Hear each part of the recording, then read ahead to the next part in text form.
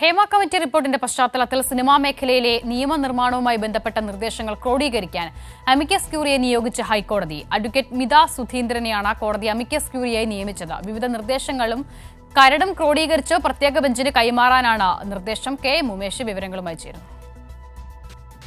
Hema committee റിപ്പോർട്ടുമായി ബന്ധപ്പെട്ട ഹർജികൾ പരിഗണിക്കുന്ന പ്രത്യേക ബെഞ്ചാണ് ഈ വിഷയത്തിൽ, അതായത് ഈ സിനിമാ മേഖലയിലെ നിയമനിർമ്മാണവുമായി ബന്ധപ്പെട്ട വിവിധ നിർദ്ദേശങ്ങൾ ക്രോഡീകരിക്കുന്നതിനായി അമിക്കസ് ക്യൂറിയെ നിയോഗിച്ചത്. അഡ്വക്കേറ്റ് മിത സുധീന്ദ്രനെയാണ് കോടതി അമിക്കസ് ക്യൂറിയായി നിയമിച്ചത്. നിർദ്ദേശങ്ങളും കരടും ഉൾപ്പെടെ ക്രോഡീകരിച്ച ശേഷം പ്രത്യേക ബെഞ്ചിന് കൈമാറണം എന്നുള്ളതായിരുന്നു justice AK Jayasankaran Nambiar, justice CS Sudha എന്നിവരുൾപ്പെട്ട ഡിവിഷൻ ബെഞ്ചിൻ്റെ നിർദ്ദേശം. ഈ ഹേമ കമ്മിറ്റി റിപ്പോർട്ടിൻ്റെ അടിസ്ഥാനത്തിൽ പ്രത്യേക സംഘം രജിസ്റ്റർ ചെയ്ത കേസുകളിൽ അന്വേഷണം നല്ല നിലയിൽ പുരോഗമിക്കുന്നുണ്ട് എന്നും ഇന്ന് പ്രത്യേക ബെഞ്ച് നിരീക്ഷിക്കുകയുണ്ടായി.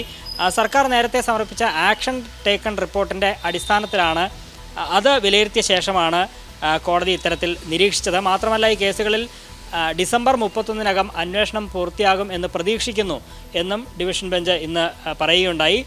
ഹേമ കമ്മിറ്റി റിപ്പോർട്ടിൻ്റെ അടിസ്ഥാനത്തിൽ പ്രത്യേക അന്വേഷണ സംഘം ഇതുവരെ 26 കേസുകൾ രജിസ്റ്റർ ചെയ്തു എന്നാണ് ഹൈക്കോടതിയെ നേരത്തെ അറിയിച്ചത്. സർക്കാർ നേരത്തെ ഹൈക്കോടതിയെ അറിയിച്ചത്.